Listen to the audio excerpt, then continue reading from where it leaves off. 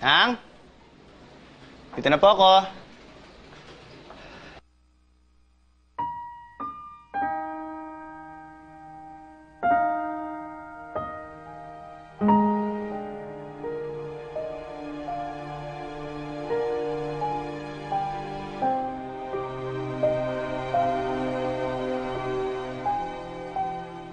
Mahal, sana mapatawad mo ako sa gagawin ko. Paluwas na ako ng Maynila para tuparin ang mga pangarap ko eh. Maniwala ka, hindi rin madali sa akin ang naging desisyon ko. Patawarin mo ko kung hindi kita kayang harapin ha.